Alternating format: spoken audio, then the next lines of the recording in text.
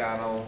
It wasn't my first. It was actually, well, the first of this version of it. And it started off like this, the Tronic character, and I built him in my backyard. My mom and dad were in Greece, and when they were in Greece, they called up because they wanted to come home. Unbeknownst to them, that I took the whole house over, and the living room, all the furniture was out of the living room, and the neighbors thought we were moving because I piled the whole furniture up, and they saw through the window. And so the living room was like totally open, and I had working outside in the backyard. I had paint everywhere. It was just a mess, the house. And they called up and they were like, we're going to come home. And I was like, no, why don't you stay and have more fun in Greece, you know? You don't have to come home yet. Because the house was a disaster. I was nervous that when they came home, they would freak out. Well, they stayed a little longer, but they did come home. It was still a mess. And I had the best parents because my dad, and they supported me and the paint and everything like that.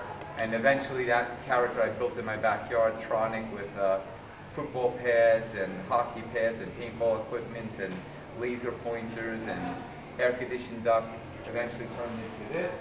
This was in my Mind Freak show, as I said before, on Broadway 43rd. And then this got kind of mutated and transformed into the Tronic character that we have in the show, which I say is Lady Gaga. And this here was the kennel vanish, the kennel escape, which I did at the Silverton. And actually almost drowned, got killed almost in this thing because they dropped me in it when I didn't get my breath, and I took water into my lungs instead of air, and I went back a year later to be successful in this escape. This is a lot of bad memories of that. And then this over here is pretty cool because this is where all of you live. You know, all the loyals, and not everything's up yet. This is all a work in progress. This is constantly changing and things are being added, but this is the greatest fans that any artist could ever have, the loyals all over the world.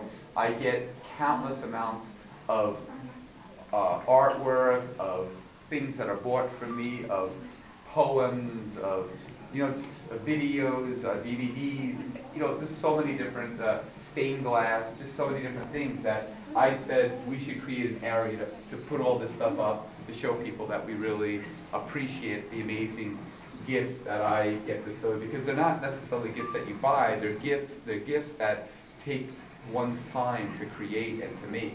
And for me, you can't buy that.